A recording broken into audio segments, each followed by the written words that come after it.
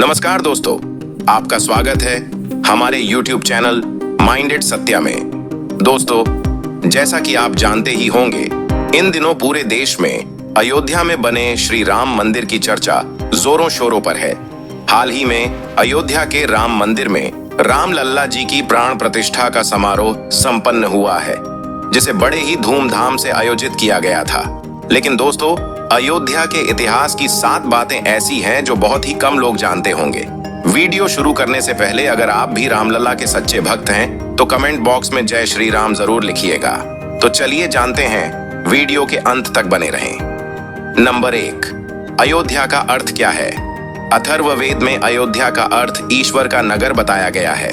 स्कंद पुराण के अनुसार अयोध्या शब्द आ का अर्थ ब्रह्मा, य का अर्थ विष्णु है तथा ध का अर्थ रुद्र का स्वरूप है।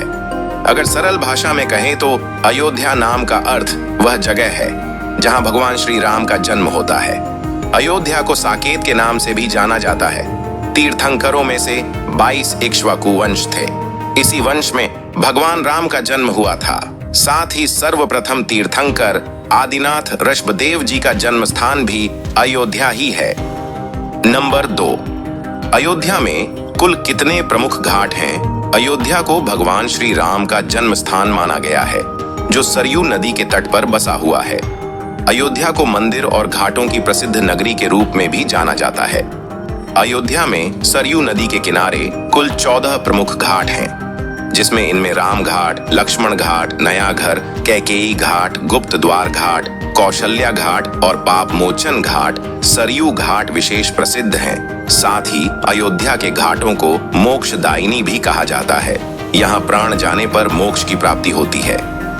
नंबर 3, कुल कितनी पवित्र सप्तपुरियां हैं?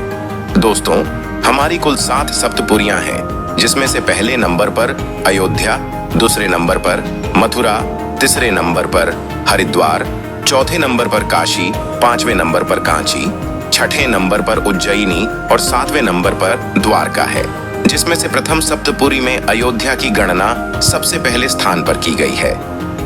नंबर 4, अयोध्या की स्थापना कब और किसने की थी? सरयू नदी के तट पर बसे अयोध्या की स्थापना रामायण के अनुसार सूर्या के पुत्र वैवस्वत मनु महाराज द्वारा की गई थी। माथुरों के इतिहास के अनुसार वैवस्वत मनु लगभग 6673 ईसा पूर्व हुए थे। ब्रह्मा जी के पुत्र मरीचि से कश्यप का जन्म हुआ। कश्यप से विवस्वान और विवस्वान के पुत्र वैवस्वत मनु थे। वैवस्वत मनु के 10 पुत्र इल, इक्ष्वाकु, कुशनाम, अरिष्ट, धृष्ट, नरिष्यंत, करुष, महाबली, शर्याति और प्रशद थे। इसमें इक्ष्वाकु कुल का ही ज्यादा विस्तार हुआ। इक्ष्वाकुल में कई महान अरिहंत और भगवान हुए हैं। इक्ष्वाकु कुल में ही आगे चलकर प्रभु श्री राम हुए। अयोध्या पर महाभारत काल तक इसी वंश के लोगों का शासन रहा। नंबर 5, महाभारत काल में अयोध्या के राजा कौन थे? महाभारत काल में अयोध्या के राजा बृहद्रथ थे, जो श्री राम के ज्येष्ठ पुत्र कुश के वंश में श्री राम से 32वीं पीढ़ी में जन्मे थे।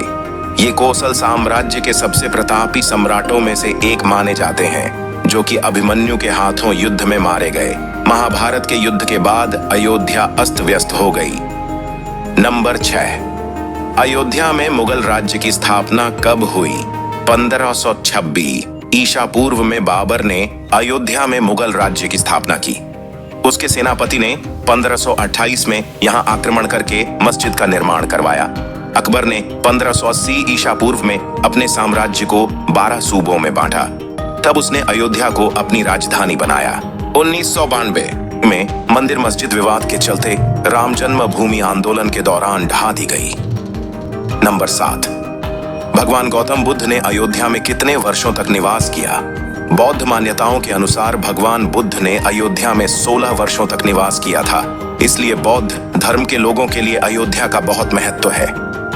दोस्तों, ये थी अयोध्या के इतिहास से जुड़ी कुछ रोचक बातें, जिसे हमने आपको इस वीडियो के माध्यम से बताया है। यदि इस वीडियो से आपको थोड़ा भी नई जानकारी मिली तो इस वीडियो को लाइक, शेयर और चैनल पर नए हो तो चैनल को सब्सक्राइब जरूर कीजिए। तो चलिए दोस्तों, मिलते हैं फिर एक नई वीडियो के साथ। तब तक के लिए मेरे साथ बोलिए जय श्री राम।